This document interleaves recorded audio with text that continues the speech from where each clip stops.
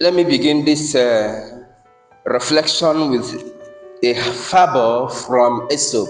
One summer's day, a grasshopper was hopping around, chirping and singing to its heart, while an ant was passing by, bearing along with it a lot of burdens.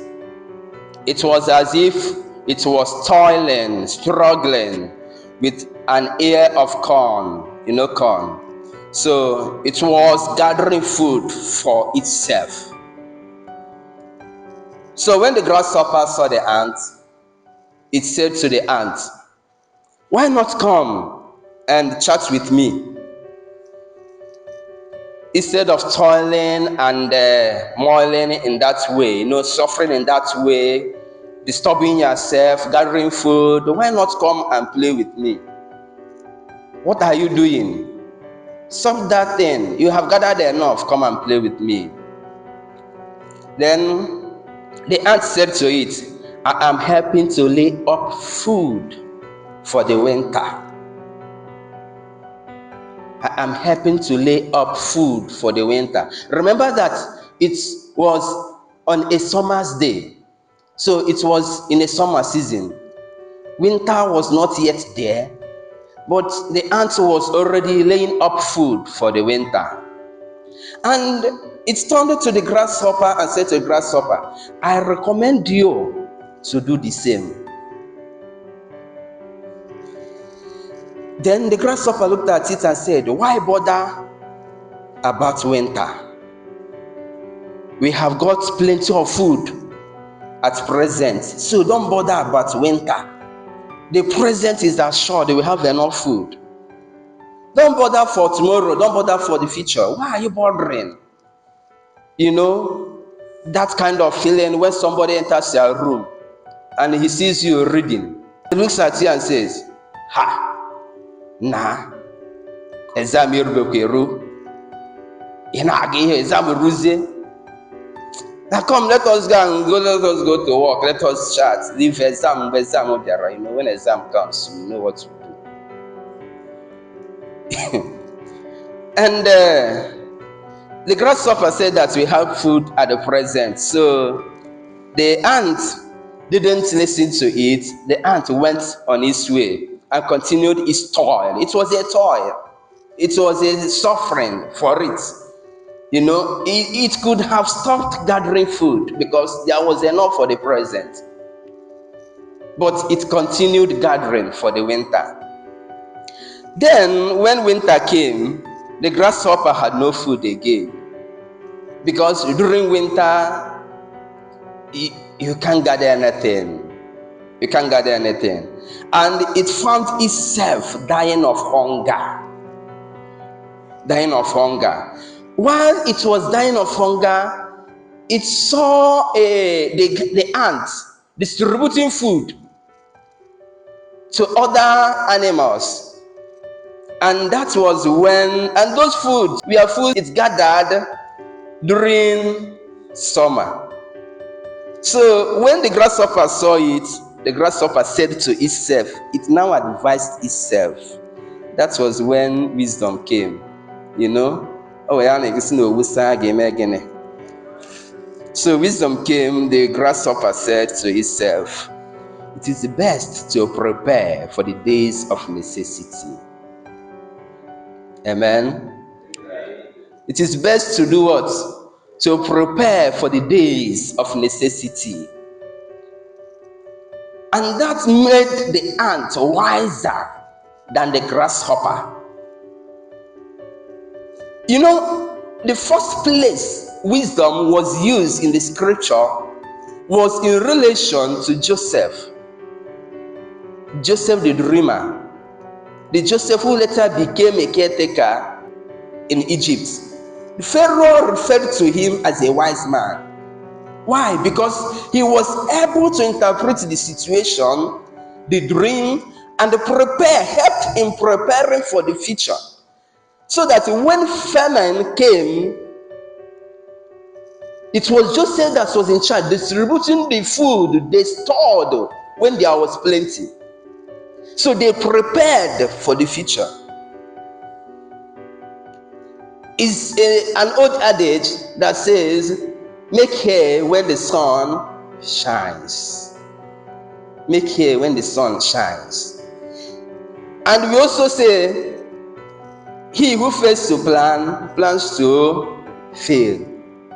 The most beautiful thing in this particular saying is that he who fails to plan, plans to fail.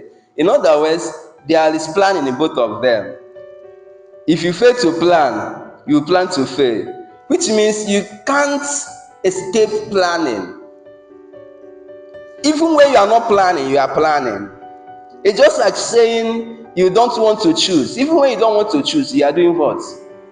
You are choosing. You are deciding. So even when you fail to plan, you are planning already to go and fail. It's already a plan. You are already in a process to fail. And when we talk of planning, that's what will help you to understand today's gospel reading. The 10 virgins, the wise virgins, even though those who rendered this particular reading said they had no oil. But at the end of it, we are told that when the bridegroom came, when the cry came out, was given, they woke up and they said to those who had oil, please give us some of your oil because our lamps are going off. Which means there was oil in their lamps that sustained the light that was going off. So it was not as if they didn't have oil in their lamps.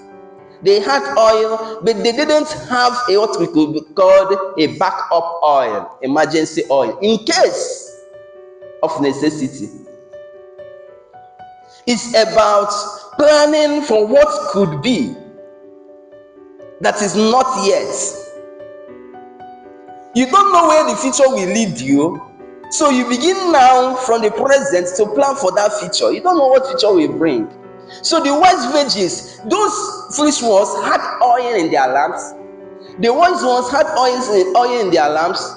Both of the groups went for the reception of the bridegroom. What differentiated the first 5 from the second 5, the foolish from the wise, was just simple. That the wise ones had extra oil in a container, or they had enough. They planned, they said to themselves, what if the bridegroom delays? What would happen? And unfortunately for the foolish ones, the bridegroom delayed coming. And normally in Jewish tradition, society, wedding in a Jewish society was a whole lot of things. They do just many things. Most of it dancing, rejoicing. So they would be doing this particular thing until midnight. So those who came to receive them would be waiting for the bridegroom. In fact, their job includes having lamps, torches lighted for the bridegroom, to lead the bridegroom into the reception hall. You can't expect the bridegroom to come with light. You, the person that was invited, would be the one to come with light.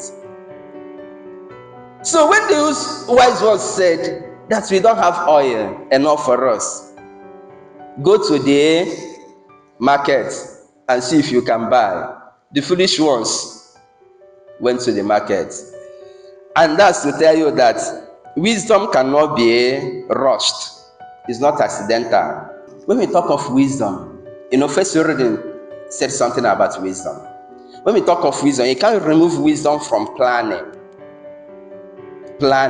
As a matter of fact, wisdom is God's character in the practical affairs of man. It is the creative principle of God. It is generative fecundity, is his character. Wherever wisdom comes, there will be life. If you lack wisdom in your life, you are just already dead. So life and wisdom go together. Then the second one is that wisdom is sought. You go for wisdom, you seek wisdom, you desire wisdom, you love wisdom in order to get wisdom. If you are not interested in wisdom, there's no way you will get it. Just like a woman, you have to desire her, love her in order to acquire her. So you go after wisdom. Then wisdom also seek for those who are worthy of it. The first reading says it. It seeks for those who are worthy of it. In the sense that if you are not worthy of wisdom, there's no way you will receive wisdom. So don't think that wisdom is a kind of something automatic. You have it. You have to seek it. You have to go for it. Seek it. And when you seek it, you will never ever be unable to find it. And in order to get wisdom, you must rise early. The first reading said it. If you have the book here and you look at it, that I am there sitting at the gates of those who rise early to seek me. Those foolish ones, they didn't rise early. They were foolish enough that they couldn't even, it was when the bridegroom came that they rushed. But wisdom, you can't rush wisdom. So you must begin on time to get wisdom. You begin on time. You begin on time. The 9/10 of wisdom is to be wise in time. The ant was wise in time. You begin in time to gain wisdom, so that when it comes, you won't find it difficult. And it says this: those who find me, who seek me in time, will not have difficulty in finding me. In finding me. So you have to seek it in time. And the wisdom and virtue go together. Wisdom and virtue. A virtuous man is always a wise man. There's no kind of holiness you think you have without wisdom that you enter into heaven. You can't enter into heaven because of your holiness without wisdom. Because even Jesus tells us, this wise as a serpent. So those virgins, they were virgins, even though they were virgins, but they were foolish virgins. So they didn't enter into that reception hall. So no matter what you think you have, without wisdom, you can't make use of it. The difference between wisdom and knowledge is that wisdom is knowing what to do next and doing it immediately, doing it. Wisdom is not about knowledge, what you know. It's about the action. It's about the action. Knowledge can be just abstract. You know it. You know it. Then it becomes wisdom when you apply it in action in your life, day-to-day activities. Some of you don't even plan. You think that you end up being a seminarian, that seminarian is the last bus stop. You don't even know that tomorrow you become priest. Tomorrow you become priest. And you think that the formation you are having here is a waste of time. You have to gather now for tomorrow. I continue to say it. You must gather now for tomorrow. What you gather now is what will help you. Even if there's something that you do tomorrow that will help you to give a foundation once you ordained and, let me just use that word, flushed into the ministry. Because once you ordained and posted, nobody will, in fact, to give you advice again will be difficult.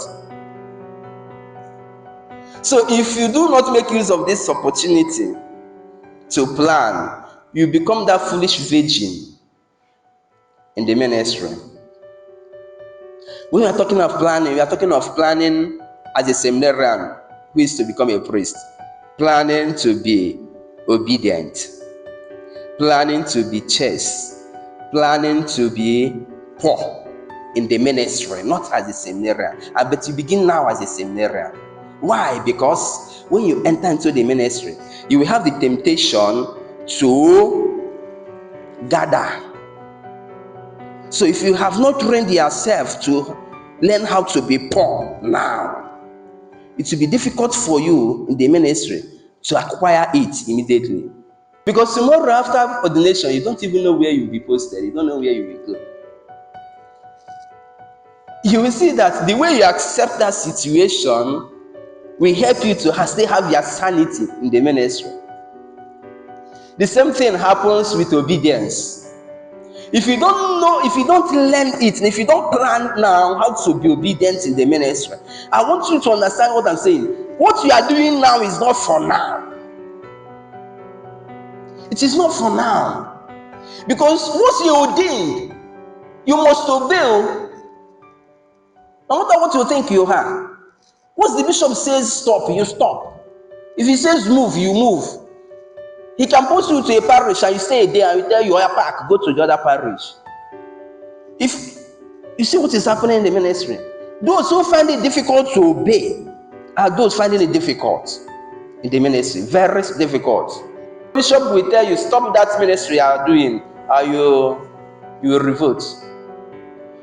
That is it. If you don't know how to be docile, just give yourself, okay, what do you want us to do? We do it. That is learning. It is entering into you. Tomorrow you won't find it difficult when the bishop says, do this, do that. Not just the bishop, the church. And the church city also, celibacy. If you don't train yourself now, how to control your libido, tomorrow you will have concubines more than Solomon. So what you are gathering now is not just for now. It is not for now. And if you have not mastered how to plan yourself from the seminary, then you will never succeed in those functions. You will just crash. If it's difficult for us to prepare for temporal life, how can we prepare for the spiritual one? And it's all about wisdom. Wisdom. Gathering food for the winter. Gathering food for the winter.